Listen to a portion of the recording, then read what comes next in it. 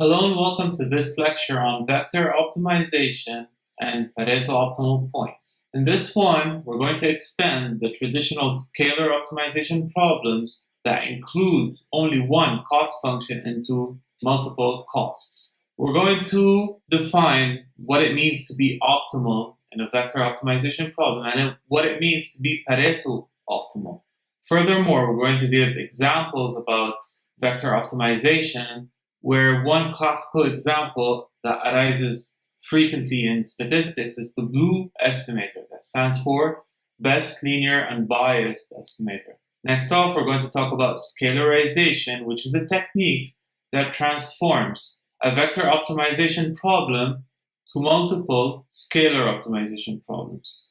Okay. Next, we're going to talk about the Pareto frontier, or the Pareto front, that is a boundary line, the one you see in red, that contains all Pareto optimal points of the problem. Next, we'll give an example which arises a lot in finding minimal upper bound on a set of matrices. So we're going to see how scalarization applies here. And also, we're going to talk about the regularized least squares and see how scalarization could be used to do the job of generating the Pareto optimal points. Also, we will see a particular instance of vector optimization, which is multi-criterion optimization, and some of its consequences and properties. We're going to see how MATLAB is going to be useful in plotting Pareto optimal boundaries or generating the Pareto optimal points. So without further ado, let's get started. So in this lecture, we're going to extend the traditional optimization problems that we saw, which are of the following form. So f0 of x is an objective function. Fi of x are the inequality constraint functions, and hi of x are the affine or equality constraint functions. So throughout this course, f0 of x was taking in a vector of size n, that is my x, and returning a real number. In this one, we're going to generalize this notion and allow f0 to be a multi-cost. That is, we've got multiple objective or cost functions. So let's say I've got q costs. So I'm going to minimize q costs in some sense. Right? Now, in which sense? In a k-cone sense. So with respect to a proper cone k, right? So yeah, this is the general form of a vector optimization problem.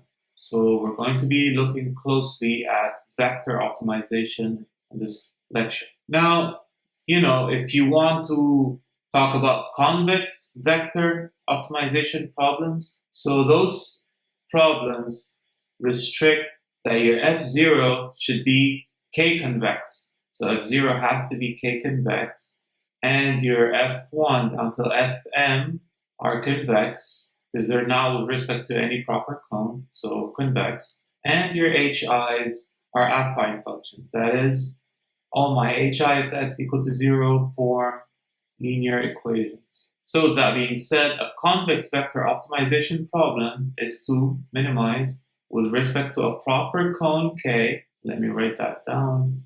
K is a proper cone. A k-convex multi-objective function f0 of x subject to, let me zoom in right here, fi of x negative, where fi's are convex, f0 k-convex, and some affine constraints that form a system of linear equations. So one thing to say here is, what are we doing? So what does it mean to minimize a vector function over a feasible region or the constraints? So let's say this is the feasible region, and I've got 2 points inside the feasible region. So x and y, right?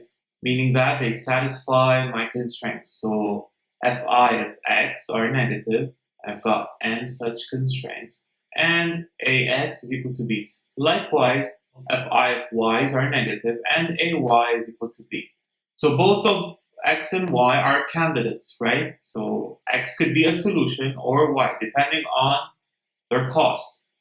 So how do we, pick which is better, which is more, satisfying with respect to the problem I have?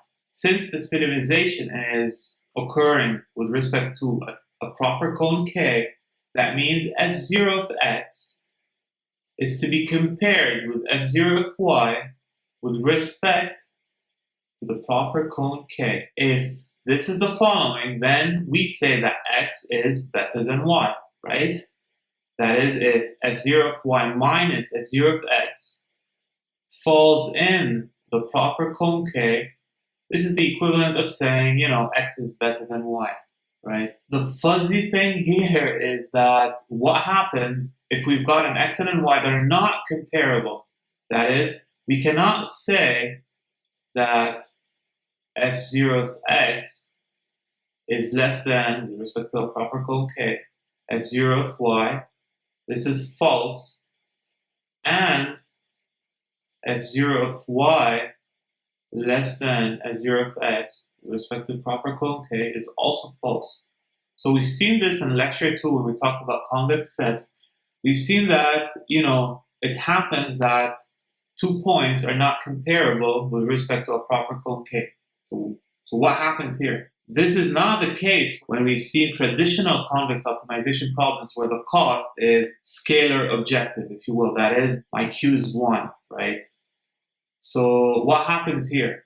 Now, to tackle this problem more clearly, that is the comparable points and non-comparable points, so consider the set of objective values of feasible points. This is usually denoted by O, and it is the set of all multi-costs such that X is feasible. So this set is called the set of achievable objective values. That is, I'm collecting all my X's that satisfy my constraints right here, and I'm evaluating the cost.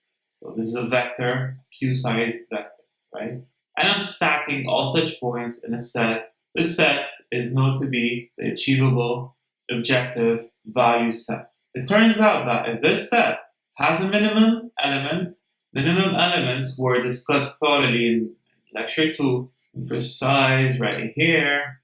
When we introduced proper cones, then we did the rigorous distinction between minimum and minimal elements with respect to a set in a k-cone sense, right?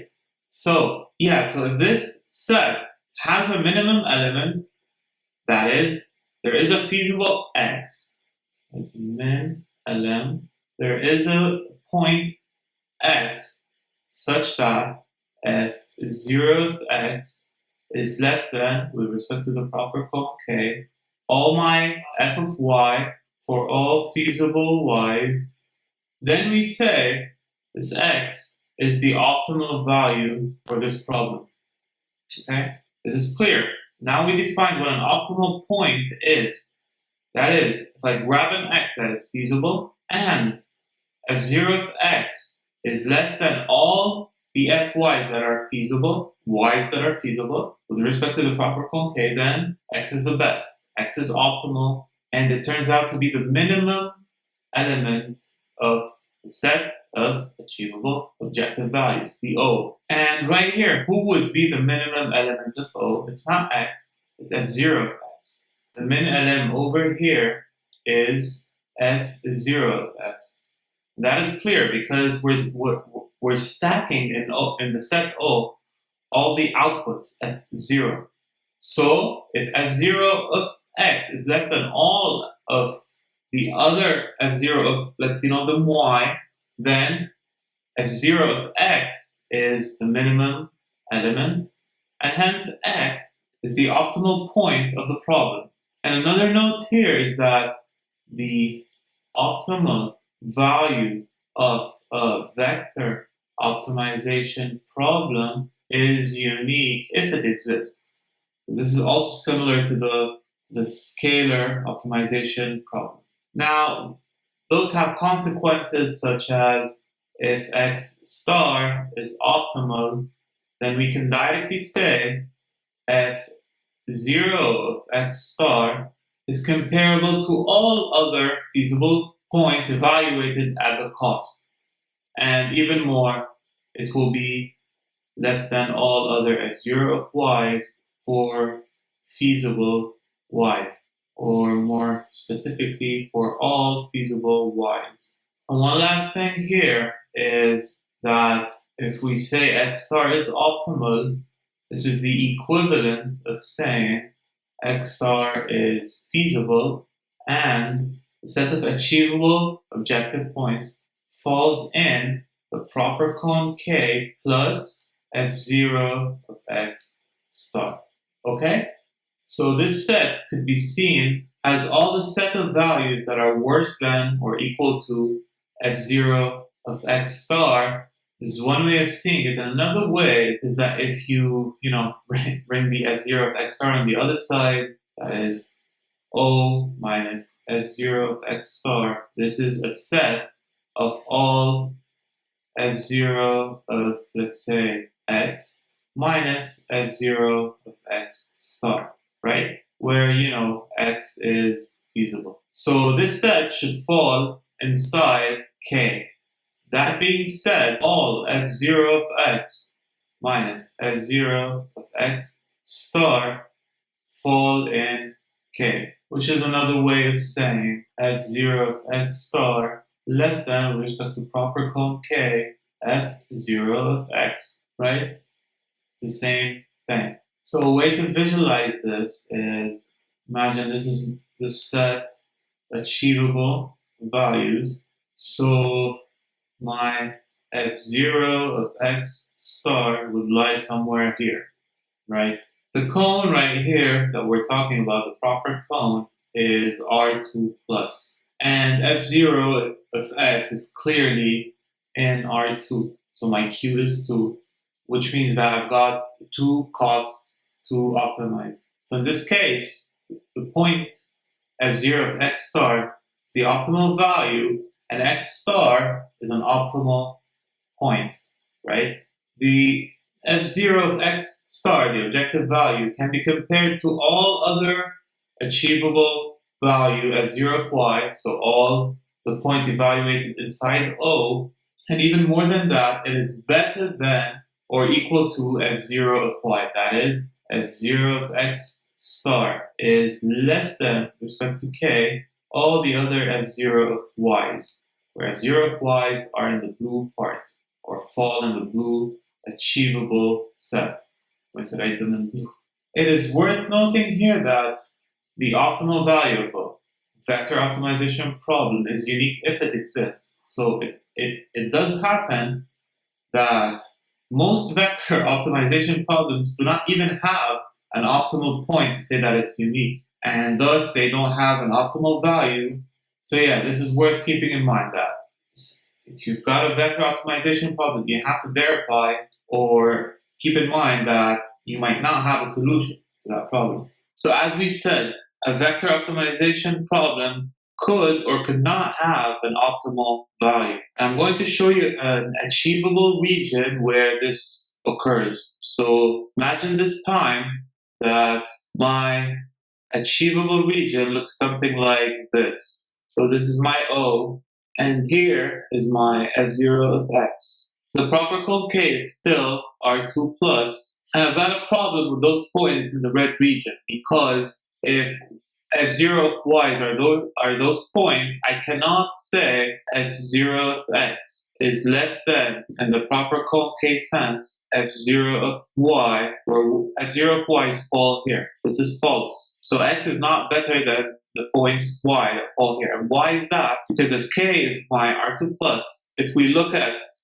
and f0 of x is my 0, right? So you can't say that f0 of y are positive entry-wise. It's true for the first entry, but for the second entry, it is not. The y component of the f0 of y's are negative. They're not positive. So this guy is false. So what do we do here? It's clear that, my problem will not have an optimal value, but it will have something that is almost optimal. This is referred to as Pareto optimal. In other words, instead of talking about minimum elements, so instead of f0 of x being a minimum element of the set O, we're looking now for minimal elements. So if f0 of x is a minimal element, then x is not optimal, it's Pareto optimal. In other words, as a reminder, f0 of x is a minimal element of O. This is the equivalent of saying the following statement. If I find a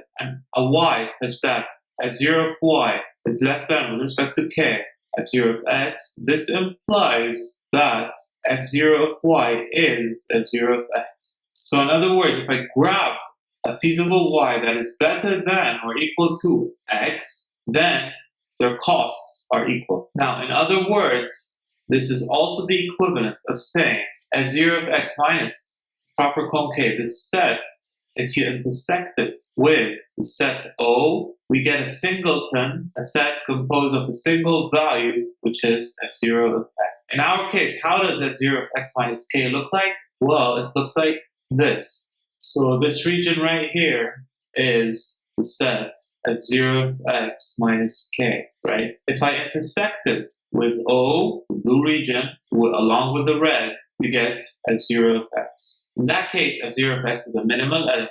This is a reminder, which we already talked about in lecture 2, convex sets. And in this case, in vector optimization problems, x will be called a Pareto optimal point, okay? So this section right here covers Pareto optimal points. And unlike optimal points, a vector optimization problem can have many Pareto optimal points. And a direct consequence of this is that if we denote P to be the set of Pareto optimal values, then P falls inside the achievable set intersection with the boundary of O. So BD stands for boundary. So every Pareto optimal value is an achievable objective value that lies in the boundary of the set of achievable objective values. And why is that? Well, to start with, we know that P is a subset of O. Actually, all Pareto optimal values are a special case of achievable values of the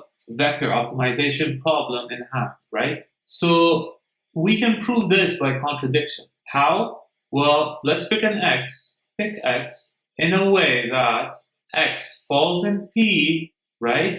And at the same time, well, not x falls in P, f0 of x falls in P, but at the same time, f0 of x is not in this set, but only in the interior of O. So it is in the interior of O. It's not in the set defined by O and its boundary, no, it's in the interior. So both those statements imply that f0 of x plus epsilon is an O. This follows by the definition of falling inside the interior of a set. Now, what is epsilon? It's a small perturbation with respect to the proper cone K, okay? So this directly means that f0 of x is not Pareto optimal. Why? Because we have just found a point that lies in O and does better than x, and it's not equal to f0 of x. This means that this assumption is wrong, and hence, if f0 of x is a Pareto optimal value, then it has to fall in O enclosed by its boundaries, and not in the interior only. So let's see a small example on optimal points. So one common example in this topic is the blue estimator, an estimator well known in the statistical field. And blue stands for best linear unbiased estimator. Now, suppose I have the following linear model. Y is equal to AX plus B, where B is some noise, Y is a vector of measurements, A is a matrix of rank n, and the vector of interest, or the vector to be estimated, is X. We have to estimate X, where X is a vector in Rn, right? We're going to assume that the noise has zero mean, so the expectation of V is 0, and it's white. So expectation of VV transpose is I. covariance I. That is, the components of V have zero mean and are uncorrelated with equal variance. Now, what is a linear estimator? A linear estimator is one of the following forms. So you're going to estimate based on a simple linear measurement, f times y, right? So this is the form of your estimate. Also, an estimator is said to be unbiased if the expectation of x hat is equal to the true value x. Now, a direct consequence of this is if I say the expectation of x hat, I replace fy. So for the case of blue, where I have x hat to be linear, that is fy, where y is ax plus v, so this is expectation of f multiplied by ax. The expectation is linear, and the only random parts here are x and b, so this becomes fa expectation of x plus f expectation of v, which is 0 due to the zero mean assumption, and the expectation of x is x since it is not random, so fa x. That is, the expectation of x hat being unbiased is x is equal to fa x, which means that since A is full column rank, that means fa is the identity matrix. So in the case of blue, this is what we've got. Now let's look at the error covariance matrix of a blue estimator x hat. That is, the expectation of x hat minus its mean, which is x, multiplied by the transpose, right? So replacing x hat with fy, we get fy minus x and fy minus x transpose, right? Expanding, we get expectation of y transpose f minus 2 fy, right? Now the only random part here is y, so we get f expectation of y transpose, forget transpose here, minus 2f expectation of y x transpose plus x transpose. We know that the expectation of y is the expectation of ax plus v, which is a and x are fixed, v is the random part, zero mean, so this becomes ax. Now if I replace ax here, we get f expectation of y transpose f transpose minus 2 fa x transpose plus x transpose. Now, due to the blue assumption, this guy is the identity, which we got over here, and hence we get a 2xx transpose, so minus 2xx transpose plus xx transpose, which becomes minus x transpose, right? Now what is the covariance of y? This is easy to do. So the expectation of y transpose is the expectation of ax plus v transpose, right? With similar steps, this is easily verified to be ax transpose plus the identity. Plugging it here, we get f ax transpose plus I f transpose minus x transpose. Expanding, we get fa x transpose f transpose plus f transpose minus x transpose. Again, fa is I, so we get x transpose plus f transpose minus x transpose. This cancels with this, so we get ff transpose. So this guy is the error covariance matrix of the blue estimator x hat. Now, the objective of the blue estimator is to find an unbiased estimator that has a very small error covariance matrix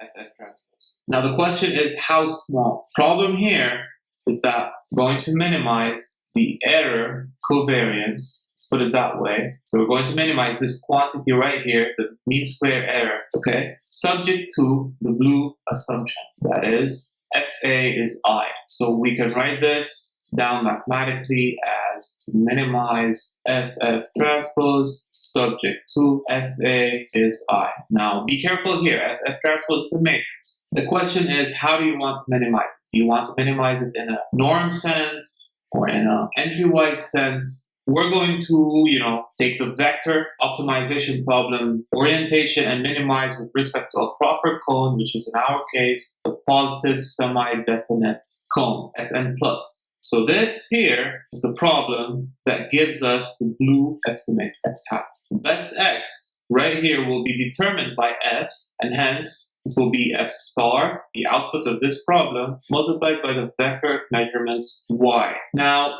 we can interpret this as follows. Suppose I've got two unbiased estimators, that is feasible to this problem right here. Fa is I, right? So we'll pick x1 hat, which is f1y, and x2 hat is f2y. Now, which one is better? Of course, the one that has minimum ff transpose in the k sense. That is, if F1 transpose is less than, in the Sn plus sense, F2 transpose, we say that X1 hat is better than X2 hat. Otherwise, X2 hat is better than X1. Since those are matrices, and this is the positive semi-definite matrix, this is the equivalent of saying F2 transpose minus F1 transpose is PSD, positive semi-definite. Okay? And more thoroughly, we say that x1 hat is at least as good as the second. So now the question is, how do we solve this vector optimization problem? Well, a natural question to ask right now, this level of the course, is this problem convex? Well, let's notice first that the objective FF transpose is actually convex with respect to Sn plus, because this matrix is PSD. It's symmetric, easy to see, and it's positive, semi-definite. The constraints are affine in F, so no problem with the constraints. Hence, this problem is convex. Okay?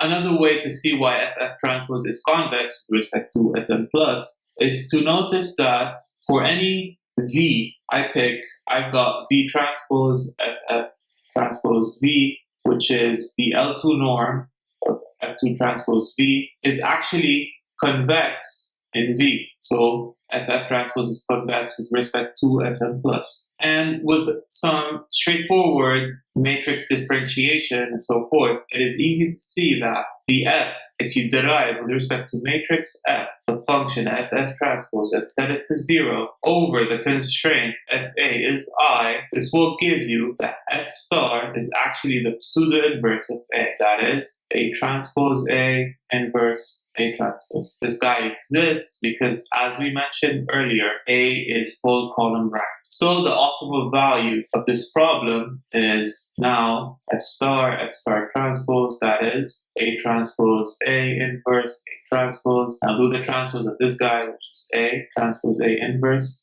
This guy cancels with this, and you are left with A transpose A all inverse. So the blue estimator x hat is now F star y, which is pseudo-inverse of A times y, which is also A transpose A inverse A transpose y. That is also the least square estimator.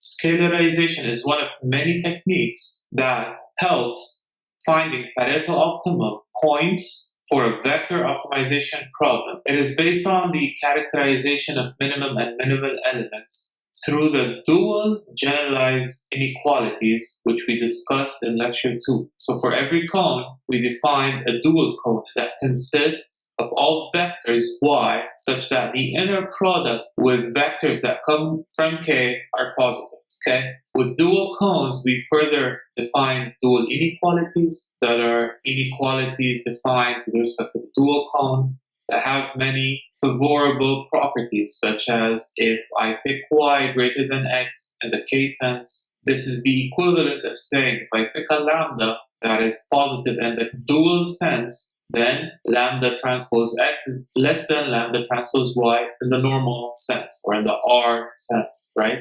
This is also valid in the opposite direction, that is, if I choose x less than y in the k star sense, this is the equivalent of saying that lambda transpose x less than lambda transpose y if I pick a positive lambda in the k sense, okay? We also saw that this property gives us that the dual of the dual is back to the self, that is, if I apply the dual twice on a cone, we get back to the original cone. So this is used here to transform a vector optimization problem to a scalar one, and thus the name scalarization. So instead of me having to, minimize a vector criteria that is an RQ, right, subject to inequality constraints and equality constraints, right? So instead of having to do this hard task, and of course this minimization is with respect to the cone K, well, instead, scalarization aims at transforming this vector problem to a scalar one that is minimized with respect to x, lambda transpose f0 of x.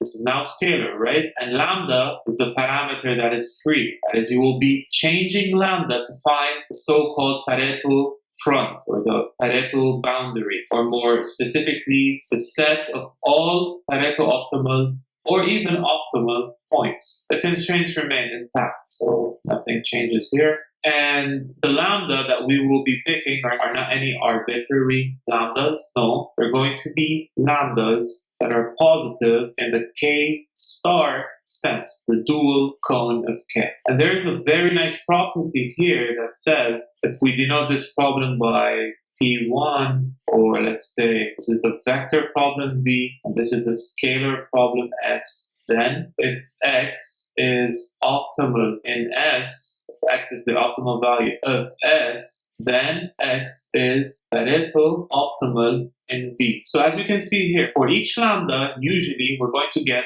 an optimal point in S. So each lambda is going to trigger or generate an optimal value in S. That is, with varying lambda, we can find all the Pareto optimal values, all the Pareto optimal points in V, right? And we're not going to change lambda arbitrarily. No, we're going to change lambda according to this rule. That is, lambda being positive in the K star sense. The lambda is usually referred to as a free parameter or the weight vector because we're weighing each cost with a lambda and then we're summing them all up. So this reads as the sum from I going from 1 to q of lambda I f0 I of x, where f0 I of x is the ith entry of f0. So if we want to visualize stuff here, let's say this is my achievable region, O, right here is my O. So as we can see here, this boundary right here is going to define or possibly define my Pareto optimal points. So my Pareto optimal points are going to lie on this boundary line, which is also called the Pareto front or Pareto frontier. So let's say I chose a lambda that is K star positive, and thus it will hit the boundary as such. So this is my lambda 1. So lambda 1 will define the tangent to this hyperplane as such. And hence the intersection right here defines one Pareto optimal point. So I'll mark it in green. This guy right here is one possible Pareto optimal value. So f0 x PAR 1. So Pareto, this is one Pareto optimal point. Another one could be this guy right here. This is defined by lambda 2, which intersects the boundary at f0 x PAR 2. Okay? So as we can see here, we're varying lambda in a K star sense. So lambda positive and the K star sense. And each lambda will generate a Pareto optimal point and value, right? So in a nutshell, this is how scalarization works. We can find Pareto optimal points for any vector optimization problem by solving simultaneous or even successive, smaller, ordinary scalar optimization problems of the form S, right? The vector lambda, which is referred to as the weight vector, must satisfy this constraint right here. That is, lambda is positive in the dual sense. Lambda is, by construction of the problem, is a free parameter. So by varying lambda on a discretized grid, we can obtain different Pareto optimal solutions that fall on this red region, for example. As we saw in this example, we have been able, via lambda 1 and lambda 2, to extract two Pareto optimal points that are x bar 1 and x bar 2. Now, like many other techniques, scalarization fails in some cases to extract all Pareto optimal points for some implicit reasons of the method that we will not be addressing in this lecture, but hopefully in future lectures, scalarization cannot extract all Pareto optimal points. Like for example, we have a Pareto optimal point right here. Let's say this is f0 x3 or x bar 3. Scalarization will not be able to extract this point, and for some reason, that is, there is no such lambda positive in the k-star sense that could draw a tangent that will serve as a tangent.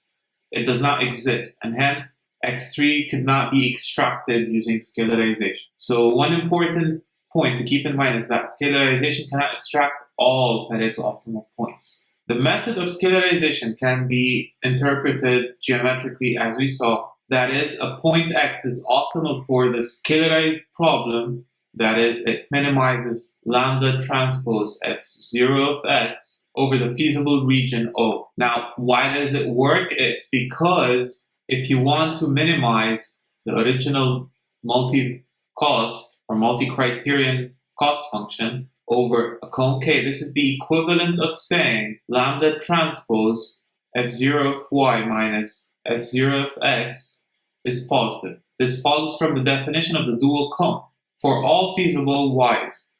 But this is also the equivalent of saying that the following hyperplane lambda transpose u minus f0 of x equal to 0 is a supporting hyperplane to the achievable region O at the point f0 of x1 or f0 of x2 and so on. Thus, when we find an optimal point for the scalarized problem, we not only find a Pareto optimal point for the original vector optimization problem, but we also find an entire half space in RQ of objective values that cannot be achieved. This is an important point to keep in mind. Now, what we talked about here is for general costs. We didn't restrict any argument on convex or k-convex costs. So now assume that my vector optimization problem is k-convex. So the problem is convex. That said, the scalarized problem S is also convex since lambda transpose f0 is convex. This means that we can find Pareto optimal points of a convex vector optimization problem by solving a convex scalar optimization problem, S. So now S is convex. So since V is convex, S is convex. And hence, we can just solve a convex optimization problem to extract Pareto optimal points by varying lambda. Now, there's a nice thing for convex problems, which is the following. So for every Pareto optimal point on this front here, there exists, so I'm going to write that down. So for V, likewise S, convex. So when my problem is convex, I have the following. For every X, I'm going to denote it as PO, Pareto optimal, there exists a lambda that is positive in the K-star sense, such that xp0 is a solution of S. Now, this is something really strong to say. Why is that? It's because, roughly speaking, for convex problems, the method of scalarization that we saw here, that we saw geometrically, gives all Pareto optimal points. So this problem of x3 right here, which could not be extracted by scalarization, is not there for convex problems. So we can extract all Pareto optimal points for convex problems. Now let's give an example here that is the minimal upper bound on a set of matrices. That went over the line. That's okay. Anyways, so in such a problem, we consider the convex vector optimization problem with respect to the PSD cone. So mathematically, we're minimizing with respect to Sn plus a matrix X, right? Subject to X being greater than, in the PSD sense, of course, Sn plus matrices of the form AI, right? So I've got M such data matrices, okay? They're given. And the constraints mean that X is an upper bound on the matrices A1 data An in the PSD sense, right? So X minus AIs are all PSDs. And a Pareto optimal solution of this vector problem right here, which is convex, is a minimal upper bound on the matrices, right? So we just said that an optimal solution is a minimum element of O, the set of achievable values of the problem, and a minimal element of O gives us a Pareto value, Pareto optimal value of the problem. So to find the Pareto optimal point of this problem, we're going to use scalarization, the thing we just learned. So since we're working with matrices now, it's not a vector, this is a matrix, so it's even more general than what we just saw. The vector is just, doing an inner product lambda transpose x, and that's it. So this is scalarization when you have a vector function. Now when you have a matrix function, it's similar to this. It's actually grabbing a matrix L, so it will be my lambda, multiplying it by the matrix X, and then taking the trace. So this is a valid inner product for matrices, okay? And the above is the vector version, vector inner product. So scalarization for S, problem S, is to minimize the trace, this time, of a matrix L times X subject to my constraints. X greater than in the S plus N sense than all my AIs, right? Now this problem is a semi-definite problem. You saw that here, right? In the previous lecture. So in the previous lecture, we talked about conic form problems, LMIs, and then we introduced the SDP in standard form and in inequality form. And when we gave some examples, we said that the SDP is to minimize a certain linear objective function. So what we had is the trace of Lx, which is linear in X, subject to SDP constraints. So right here, we have the following matrix, which is SDP. So we just transformed a convex vector optimization problem, or a convex matrix, if you will, because the cost involved is a matrix optimization problem, to an SDP via scalarization.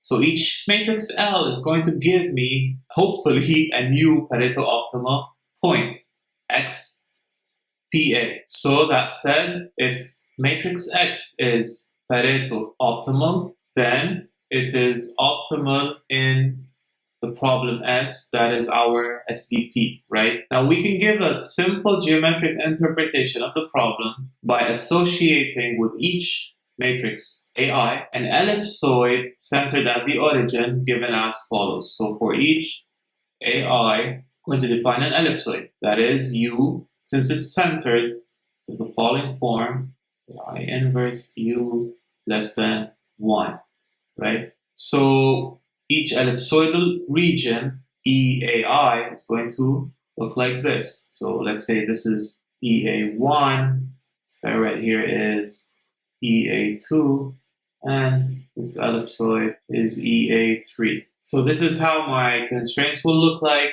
and each L matrix is going to generate a certain PSD matrix X. So by choosing different, L1, L2, that are referred to as weight matrices this time, we're going to get regions of the form EX1 or EX2 that lie on the boundaries of this region we see right here. So let's say that this is my X1 on the boundary, since it is a minimal element. This is one Pareto optimal matrix. So as you can see here, once you choose a Pareto optimal matrix, or point X, it is the minimal ellipsoid that contains the ellipsoids associated with A1, A2, and A3. This is the matrix version of the vector optimization problem once you apply scalarization. Now, through an example, I'm going to show you how to plot a Pareto frontier, so of a boundary line, if you will, in 2D,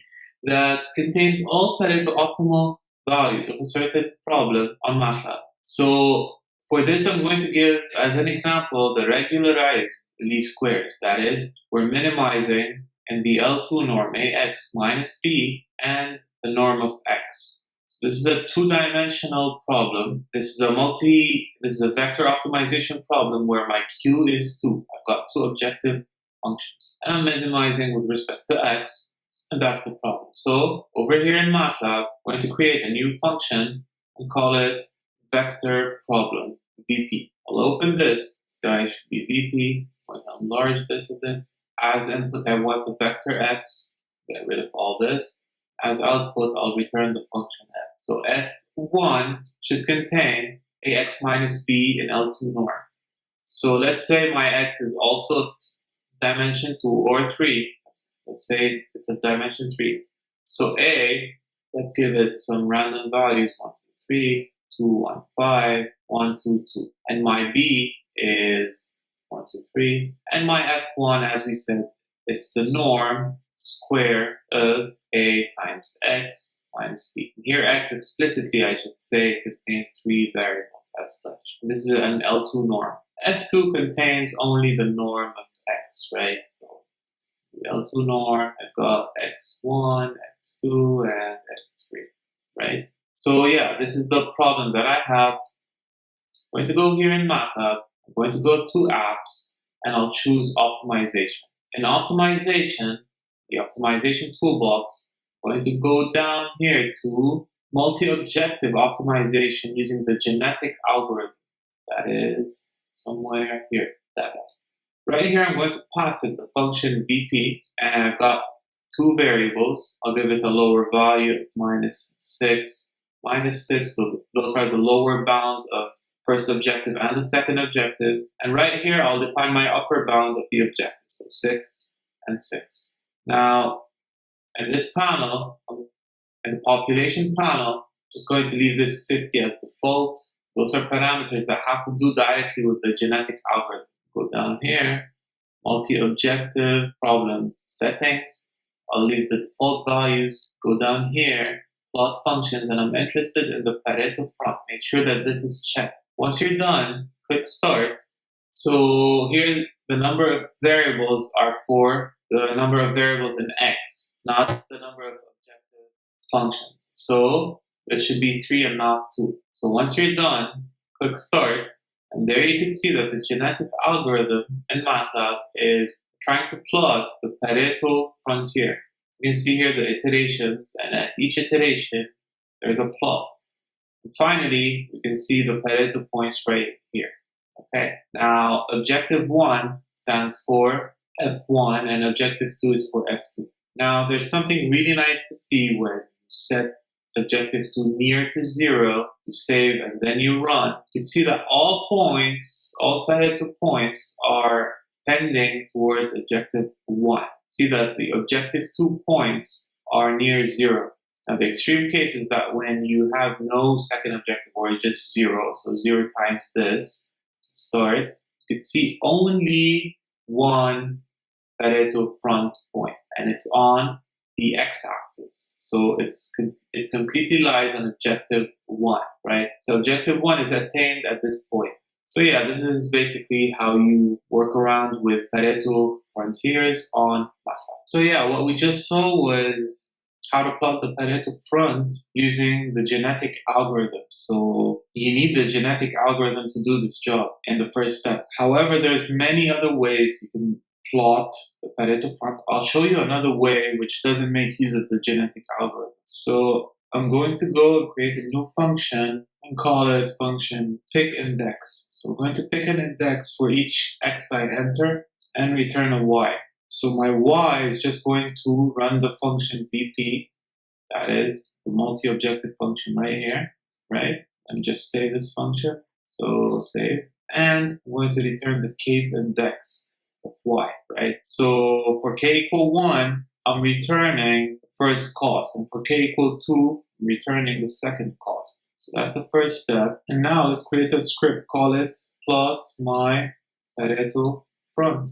So in the first instance, I'm going to call a MATLAB function called fminsearch. If you click on help, this function will find the minimum of an unconstrained multivariable function using derivative-free method. So really what we're doing here is that we're going to minimize the function we have with respect to the first objective, first of all. And as you can see in the help, the function doesn't run with one argument. It needs another argument. What is that? 0? 0 is the initial point to launch the method. So for that, I'm going to pick an x0 that is -1, -1, -1. And why do I have 3 points? It's because the vector optimization problem consists of a vector x that has 3 dimensions. So n is 3 right here. I'll pass it x0 as such. This function returns x and f val. What is x? It's the solution, so it's x star, if you will.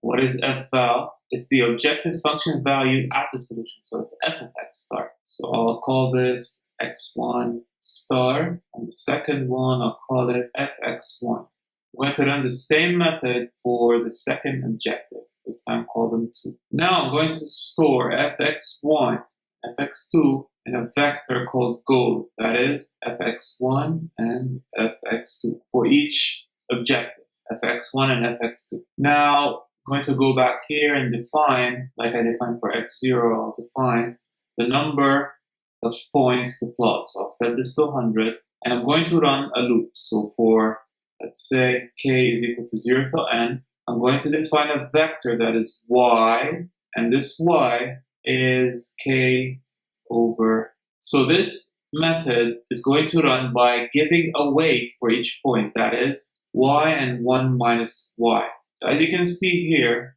it's better to call this alpha, really. So alpha, and 1 minus alpha. So at each iteration, I'm going to weigh the first objective by alpha and the second objective by 1 minus alpha. So alpha is going to go from 0 to 1, therefore 1 minus alpha will go from 1 to 0. So 1 is increasing and the other is decreasing. And at each iteration, I'm going to run a function called fGoal attain. What this function does is that it solves a multi-objective goal attainment problem. So really, all you have to keep in mind is that you've got a problem in the following form. All you have to pass it at least is the function that you're trying to minimize. So did we define it here? Let's go back here and define it. So my fun or function is the VP. Going back to the documentation, we pass it as well x0. Did we define an x0? Yes, it's here. So my fun and x0. Back to the documentation. Pass the goal. So what is my goal here? The goal is the goal that we define right here. So it's the minimum per objective. I have it right here. And finally the weight. So yeah, this is how the function will run. The output of this function will be x and f val. I'm interested in f val, not in x really. Because in the Pareto optimal, we're plotting f of x star, right? You can see here, if we zoom in right here, you can see that the Pareto front contains points of the form f of x. So I'll be interested in f val and not an x. So for that, I'll return 10 and I'm going to store an f as such. So f in the end is going to be a 2-column vector with n plus 1 rows, right? First column is going to contain the values for the first objective, and the second column is going to contain the values for the second objective. Finally, I'm going to plot my Pareto optimum front. Making some space here, I'll open a figure, and I'll plot the first column versus the second column. This is like a scatter plot, if you will. Use a black color with circles. So I'm going to label my x-axis as f1, that is, corresponds to the first objective, and the y label as f2, that corresponds to the second objective. So if we didn't do any mistake, this should run properly. Run. And there you go. Well, the reason we see a straight line is because we still have the 0 right here, right? So if I remove the 0, save, and then rerun Pareto front, there you have it. This is the Pareto front for the problem we have. As you can see, they tend to cluster right here. That is, there's a lot of Pareto optimal points in this region. They start to decrease when, f1 or f2 grow in value. So yeah, this is how you get the job done on MATLAB. Now let's be a bit more specific. Now let's consider a class of multi-criterion optimization problems, which is a specific or a particular instance of the more general. In vector optimization, we have the following problem, minimize, with respect to a cone K, a multi-valued objective function consisting of q columns, and we're going to name them here as f1 of x down to fq of x, subject to inequality constraints and equality constraints. right? So in multi-criterion optimization, the K is replaced or is set to RQ plus. That is the space of all positive real numbers. That is, we're going to minimize in the normal inequality sense. That being said, we say that a point is optimal if and only if for any fi, where I is going from 1 to q, we've got that fi x star is less than any other fi of y, where y is feasible, okay? So the components can be interpreted as q different scalar objectives, each of which we would like to minimize, right? So we're minimizing jointly q objectives, if you will. We refer to each fi as the ith objective of the problem. Now, a multi-criterion optimization problem is convex if all the functions involved are convex. That is, if f1 down to fq, lowercase f1 down to fm, and h1 down to hp are all convex. So if this is the case, then we say that our multi-criterion optimization problem is convex. Everything we discussed so far, all the properties and all the consequences described for vector optimization is applied here. This multi-criterion optimization is just a particular instance of vector optimization. So for multi-criterion problems, we can be a bit more specific in the interpretations. That said, if x is a feasible point, we can think of uppercase fi of x as a score, right?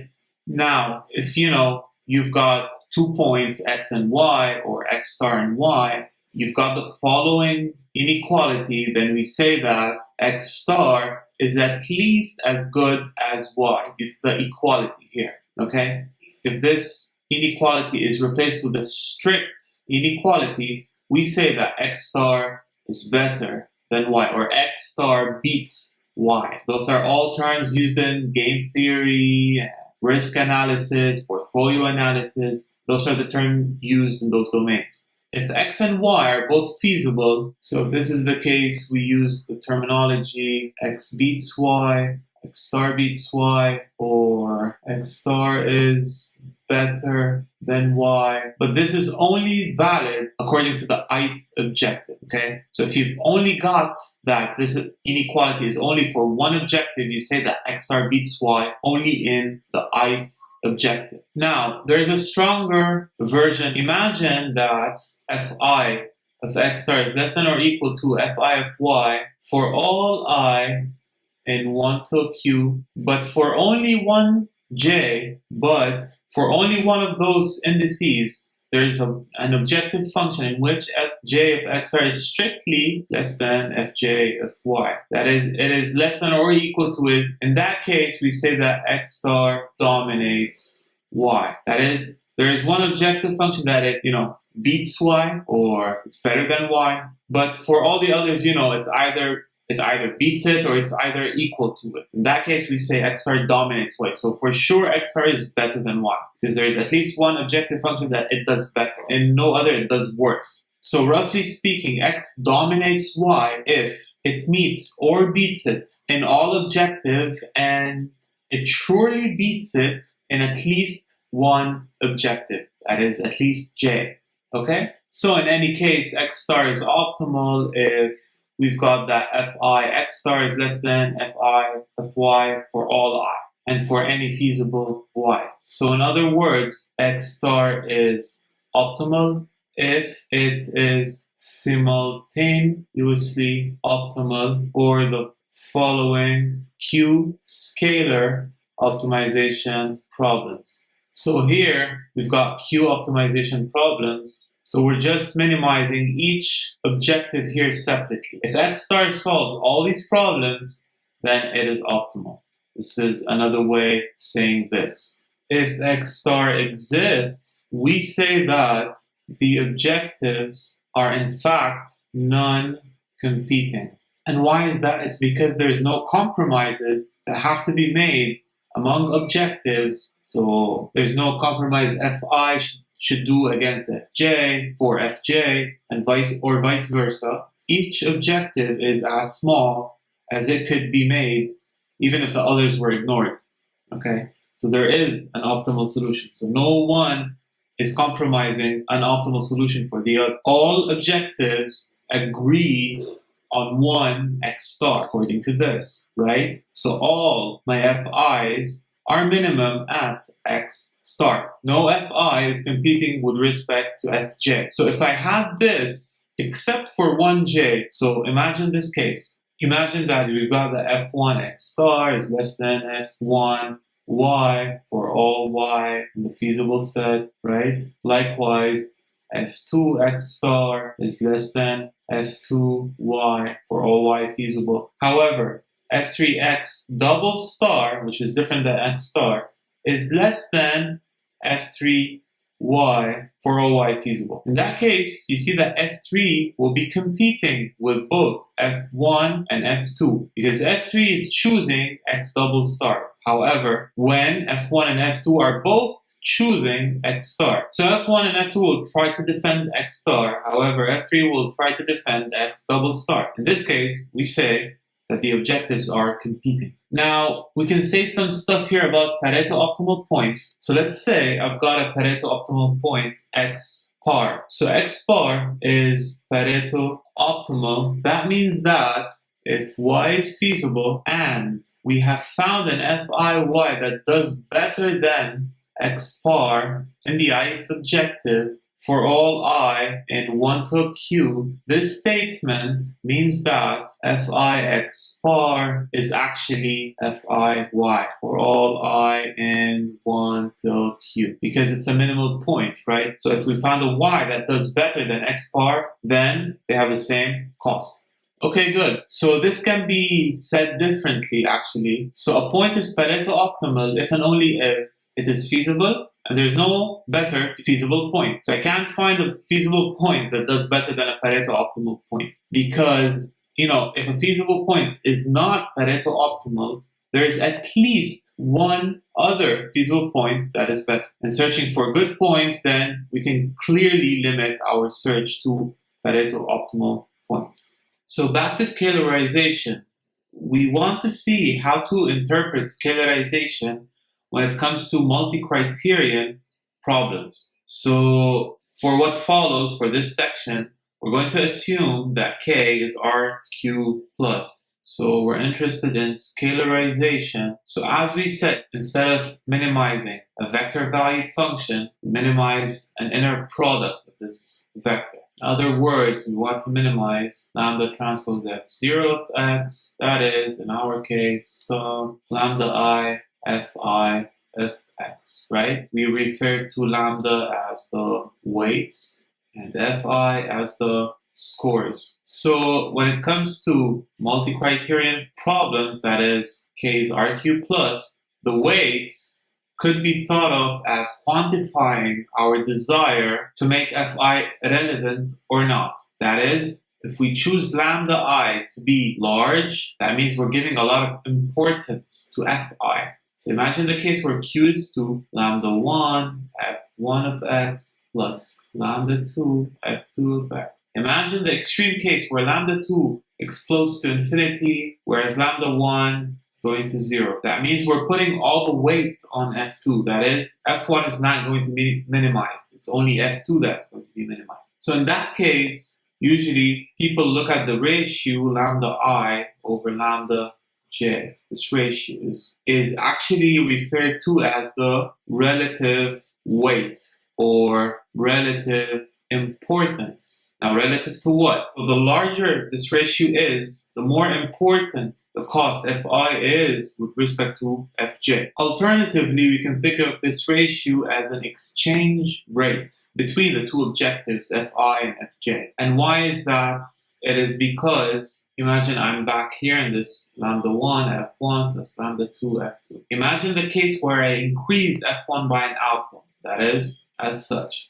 So we get lambda 1 f1 plus lambda 2 f2 plus lambda 1 alpha, right? So the question here is, how much should I decrease f2 to get back to lambda 1 f1 plus lambda 2 f2? And the answer is lambda 1 over lambda 2 alpha. Why? Because if I come here and do the following, lambda 1 f1 plus lambda 2 f2 minus lambda 1 over lambda 2 alpha plus a lambda 1 alpha, we get lambda 1 f1 plus lambda 2 f2 minus lambda 2 cancels with lambda 2. We're left with lambda 1 alpha plus a lambda 1 alpha. And this cancels this, and we're back to where we were initially, right? So an increase of f1 by alpha is the equivalent of a decrease by lambda 1 over lambda 2 alpha and f2. That said, this ratio could be seen as an exchange rate as well. So all these interpretations give us some intuition about how to set or change the weights while exploring the optimal trade-off surface. Assume that the weight lambda yields the Pareto optimal point xp0. So we said that for each lambda, we solve the problem, minimize some lambda I, fi, subject to the constraints. This will give me not an optimal, but a Pareto optimal point for the initial problem, that is v, right? So let's say you're not satisfied with this Pareto optimal point. Let's say you want a better one. In which sense? In a sense that you improve the ith cost. Let's give an example right here. So let's say I've got the 1 f1 plus lambda 2 f2 plus lambda 3 f3. You minimize this cost and it gave you a Pareto optimal point, which you're not satisfied with. So let's say you want a new x bar that does better in the second objective. And let's say, as numerical examples, your lambdas were set to 0.1, 0.05, and 0.2. How do you choose your new lambdas? Lambda bar, that is lambda 1 bar, lambda 2 bar, and lambda 3 bar, so that you resolve this problem to give a better x bar in the f2 sense. Say x bar was not doing sufficiently good in f2. So you leave lambda 1 bar and lambda 3 bar equal to lambda 1 and lambda 3, that is 0.1 and 0.2, whereas lambda 2 bar is slightly increased. So you increase it, let's say by a point, 1, then you resolve your problem, you check if your x bar meets the requirements that make you satisfied. If not, you redo this step, okay? Each time you generate a new Pareto optimal point, which is better and better and better in the f2 sense, but worse and worse and worse in f1 and f3. If you're ready to tolerate this loss, it's okay. You can go on with this x bar. So now we're going to derive the Pareto front of the regularized least squares in closed form. That is, we're going to write down the equation that plots this curve. Now we have sufficient knowledge of knowing how this curve is generated.